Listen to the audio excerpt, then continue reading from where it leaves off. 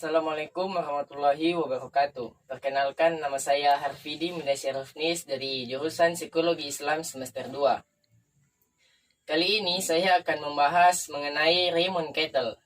Kita langsung saja masuk ke dalam pembahasan. Raymond Bernard Cattell lahir 20 Maret 1905 dan meninggal pada tanggal 2 Februari 1998. Raymond Bernard Cattell adalah salah satu psikolog yang berpengaruh di abad ke-20 ini. Dalam daftar yang disusun oleh APA, American Psychological Association, Cattell berada di urutan ke-16. Sumbangan Cattell yang paling terkenal untuk perkembangan dunia psikologi antara lain Theory Fluid and Crystallized Intelligence dan 16PF, 16 Personality Factor. Selain itu, Cattell telah menyumbang dan mengembangkan lebih dari 30 tes psikometri terstandar, kuesioner, dan rating scales. Tes 16PF kuesioner milik Cattell adalah tes yang paling terkenal.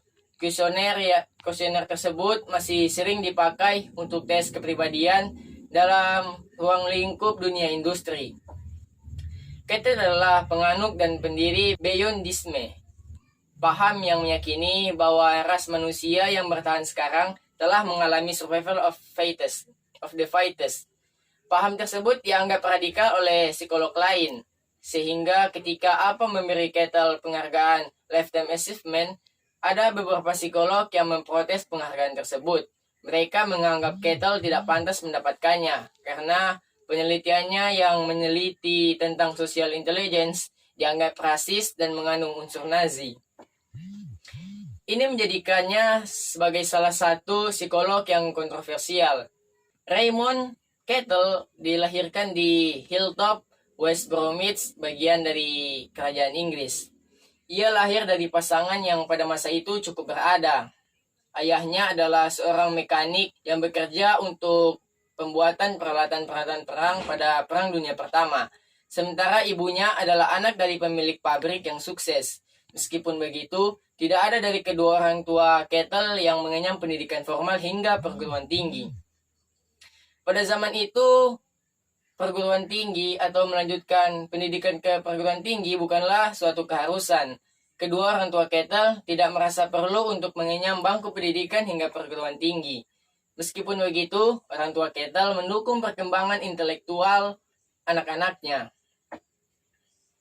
Ayah Raymond Cattell menyediakan buku-buku bacaan dan stimulus intelektual. Sang ayah adalah seorang mekanik yang mempunyai pikiran yang dapat dikatakan cukup liberal, dengan menggunakan cara liberal pula untuk memecahkan permasalahan. Raymond kecil mempunyai pemikiran yang bebas untuk anak-anak seusianya. Ia membaca apapun yang berhubungan dengan pengetahuan dan lain sebagainya. Dan ia menjadikan laboratorium kecil miliknya sebagai tempat percobaan untuk banyak hal. Ia mempelajari dan meneliti banyak hal sejak kecil. Pada saat remaja, ia mengenyam pendidikan di Universitas London dan mengambil jurusan kimia dan fisika. Namun, peristiwa Perang Dunia Kedua menariknya. Ia tertarik dengan dampak sosial dari Perang Dunia Kedua ini. Cattell merasa kimia tak lagi menarik baginya. Akhirnya, ia berpindah jurusan dan lulus pada tahun 1992 dari jurusan psikologi Universitas London. Latar belakangnya ia mempelajari ilmu alam murni sebelum berpindah ke psikologi, dan kenyataan bahwa ia belajar dan bekerja sama di bawah Charles Spearman pada tahun 1924 menjadikan Cattell memiliki dasar statistik dan eksperimen yang kuat. Tesisnya yang berjudul Temperament, Taste and Perception adalah karyanya yang pertama tentang struktur kepribadian. Ia pun mendesain dan mengembangkan tes intelijensi yang dibuat oleh Binet sebelumnya. Pada tahun 1937, Cattell mengajar di Universitas Columbia. Ia pun berpindah ke Amerika. Di Amerika, ia bertemu dengan Edward Thorndike yang menjadi partner kerjanya, dan Gordon Allport yang mengundangnya untuk belajar di Universitas Harvard.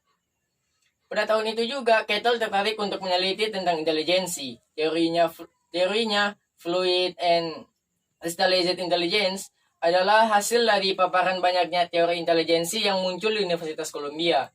Pada tahun 1945, Kettle meninggalkan Harvard untuk bekerja di Universitas Illinois.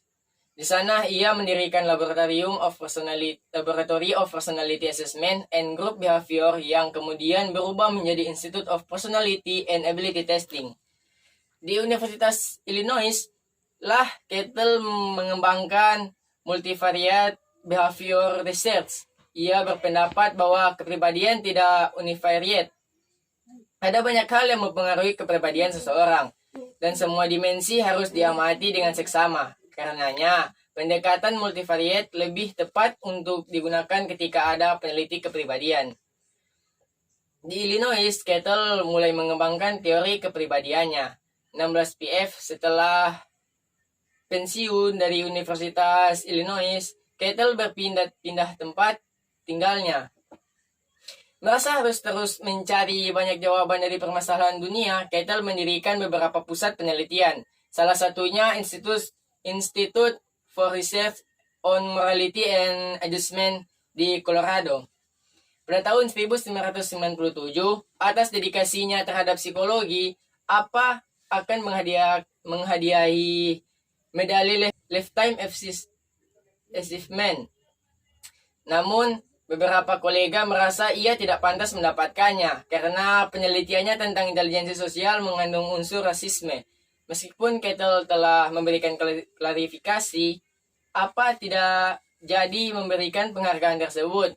Kettle meninggal pada tanggal 2 Februari 1998, beberapa bulan setelah kejadian tersebut dengan konflik yang belum terselesaikan. Organisasi dinamis kepribadian. Sifat-sifat dinamik dalam sistem Kettle ada 3 macam, yaitu sifat dinamik yang penting R, sentimen, dan attitude atau sikap serupa dengan dorongan-dorongan biologis, sedangkan sentimen berupa dengan struktur sikap yang dipelajari. R adalah suatu sifat sumber yang ditentukan oleh pengaruh konstitusi dan dinamik. Dalam konsep ini, Kettle menjelaskan secara memadai tentang pentingnya pendorongan-pendorongan tingkah laku yang ditentukan sejak lahir, namun yang dapat dimodifikasikan. Tekanan yang luar biasa pada motivasi energik mencerminkan keyakinan bahwa faktor-faktor hereditas tingkah laku telah diremehkan oleh para psikolog. Kettle merumuskan R sebagai berikut, yaitu sebagai sesuatu kecenderungan psikofisis bawaan yang merupakan pemilik yang memungkinkan pemiliknya mengembangkan reaktivitasnya terhadap pemahaman terhadap golongan objek, mengalami emosi spesifik terhadap objek, serta memulai tindakan yang berakhir secara lebih sempurna pada suatu aktivitas tujuan spesifik daripada tujuan aktivitas lainnya. Fungsi R sendiri dalam teori kepribadian, Kettle serupa dengan fungsi insting dan kecenderungan. Kettle berpendapat bahwa penelitian analisis faktornya telah berhasil menetapkan 10 macam R, yaitu rasa lapar, seks, sifat suka berteman, sifat melindungi pada orang tua, rasa ingin tahu, pelarian diri, sifat suka berkelahi, sifat suka memiliki, asersi diri, dan seks yang narsistik. Sentimen adalah sifat sumber dinamik yang dibentuk oleh lingkungan. Jadi sentimen sama dengan R, kecuali bahwa sentimen adalah akibat pengaruh faktor-faktor pengalaman di sosial kultural, bukan faktor-faktor konstitusi. Dalam pandangan Kettle, sentimen cenderung terorganisasi sekitar objek-objek budaya yang penting seperti pranata sosial atau tokoh-tokoh ke arah mana berbagai konstelasi sikap yang rumit tumbuh dan terfokus selama pengalaman hidup individu. Di antara sentimen yang ditemukan Kettle dalam penelitian yang dilakukan terhadap populasi orang dewasa dan kebanyakan adalah pria tentang karir atau profesi olahraga dan berbagai macam jenis permainan, minat di bidang mekanik, agama, orang tua, jodoh atau kekasih, dan self atau diri. Self atau diri merupakan sentimen diri yang salah satunya paling stabil dan paling konsisten, dan bagaimana kita akan melihat memainkan peran yang sangat penting dalam pengembangan teori Kettle. Sikap atau attitude bagi Kettle adalah variabel dinamik yang menjelma ungkapan struktur dinamik dasar yang dapat didamati. Dari mana earth dan sentimen serta hubungan satu sama lain dapat disimpulkan?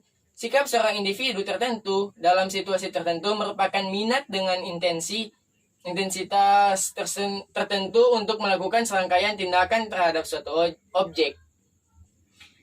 Selanjutnya, pengaruh hereditas dan lingkungan. Di antara pakar kepribadian lainnya, Kettle merupakan yang paling besar. Perhatiannya terhadap pengaruh relatif dari keturunan dan lingkungan dalam pembentukan kepribadian.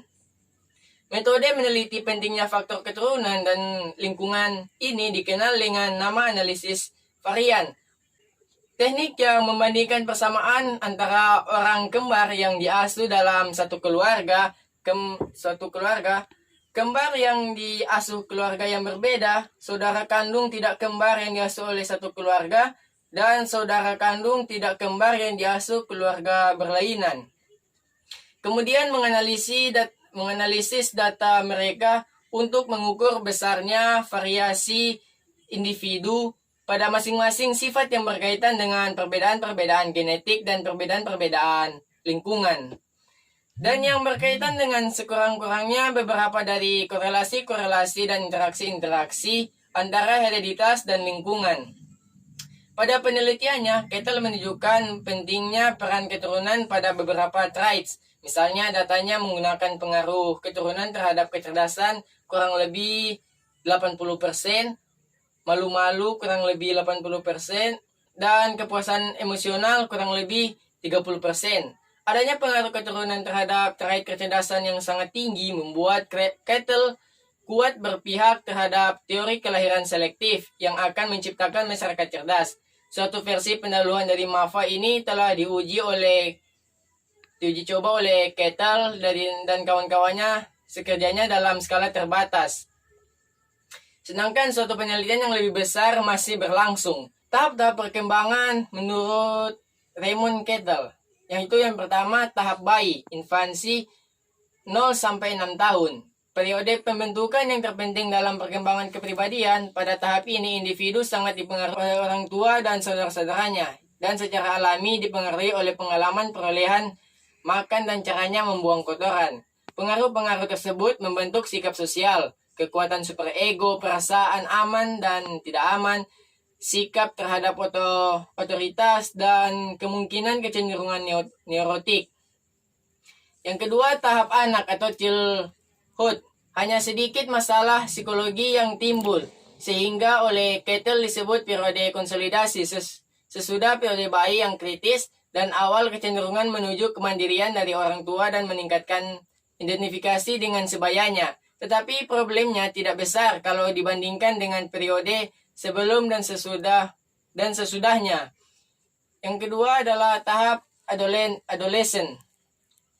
14 sampai 23 tahun. Ini adalah periode yang paling menyulitkan dan cukup menekan. Kejadian kelainan mental, neurosis dan banyak hal muncul pada periode ini. Begitu pula konflik sekitar dorongan kemandirian, keyakinan diri dan seks. Tahap kemasakan, yaitu umur 23 sampai 50 tahun. Secara umum, awal tahap ini ditandai dengan kesibukan, kebahagiaan, dan produktivitas. Pada umumnya, orang pada usia ini menyiapkan karir, perkawinan, dan keluarga. Kepribadian cenderung menjadi tidak mudah berubah lebih mantap kalau dibandingkan dengan masa-masa sebelumnya. Kita juga menemukan hanya sedikit perubahan minat dan sikap pada tahap ini. Selanjutnya, tahap usia pertengahan atau middle age, 50, 60 sampai 70 tahun. Ada perubahan penyesuaian dalam kepribadian sebagai respon terhadap perubahan fisik, sosial, dan psikologikal. Kesehatan dan kekuatan semakin redup pada tahap ini. Begitu pula dengan daya tarik pribadi. Anak-anak meninggalkan rumah dan mulai ada orang-orang dekat yang meninggal. Biasanya terjadi uji ulang terhadap nilai-nilai yang menjadi pegangan hidup. Selanjutnya adalah tahap tua, 60 atau 70 tahun sampai dengan kematian. Tahap final ini melibatkan penyesuaian sejumlah kehilangan, kematian keluarga dan sahabat, pensiun, kehilangan status di masyarakat, mengikuti perasaan, kesendirian, dan tidak aman. Selanjutnya, sumbangsi Kettle pada dunia psikologi yaitu 16 personality factor dan fluid and crystallized intelligence theory. Mungkin hanya itu yang dapat saya sampaikan sedikit mengenai Raymond Kettle ini. Mohon maaf apabila ada kekurangan atau ada salah-salah kata, karena saya juga masih dalam proses pembelajaran dan juga saya sadar bahwa saya diciptakan Tuhan sebagai manusia biasa yang tidak akan jauh dari segala bentuk kesalahan dan kehilafan, dan saya sangat memohon maaf akan hal-hal itu. Terakhir, saya ucapkan banyak-banyak terima kasih. Billahi fisabil haq fastabikul khairat. Nun wal kulami wa mayasturun. Wassalamualaikum warahmatullahi wabarakatuh.